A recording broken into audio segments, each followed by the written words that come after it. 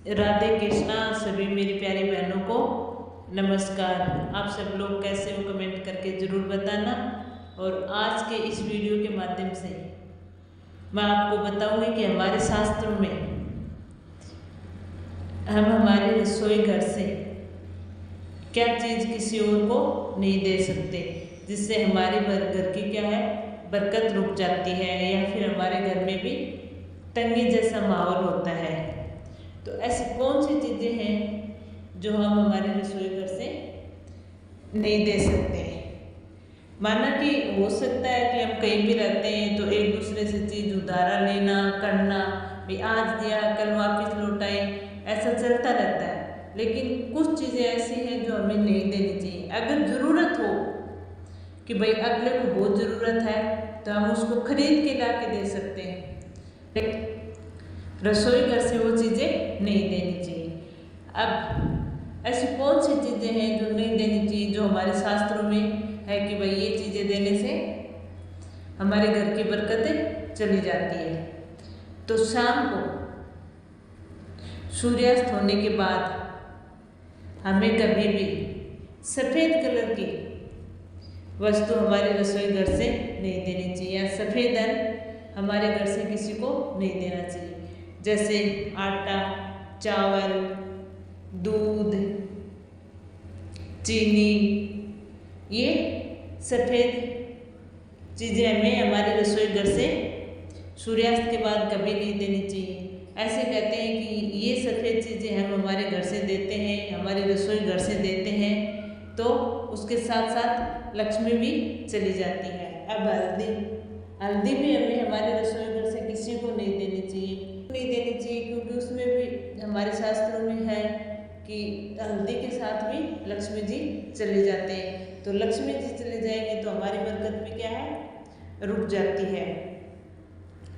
अब कुछ ऐसी चीज़ें हैं जैसे बेलन, चकला, तवा, ये भी हमें किसी को भी हमारे रसोई घर से नहीं देना, क्योंकि इनको हम किसी को दे देते हैं तो हमारा भाग्य भी क्या है इनके साथ चला जाता है।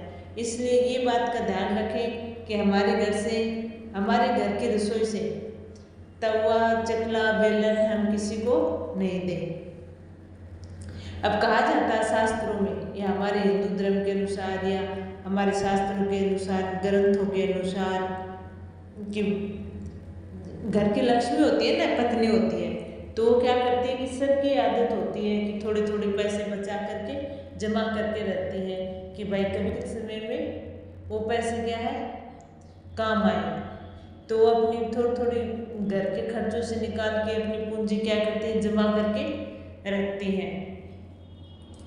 तो हमें उन पैसों को जो घर की लक्ष्मी के पास जमा होते हैं वो पैसे हमें किसी को उधार नहीं देने चाहिए, क्योंकि वो घर की लक्ष्मी अपने पास जमा करती है और अगर वो पैसे हम किसी को दे देते हैं तो हमारे घर की लक्ष्मी चली जाती है। तो ऐसा हमें कभी नहीं करना। इस चीज़ का विशेष ध्यान रखना है कि घर की लक्ष्मी के पास जो पैसे जमा है, जो पूंजी जमा, जो अपने वो खर्चों से बचा के जमा करती है, उनको हमें किसी को भी उधार नहीं देने चाहिए। हमारे शास्त्रों के अनुसार झाड़ू को लक्ष्मी का रूप माना गया है, तो हमें हमारे घर का झाड़ू भी किसी को नहीं देना चाहिए।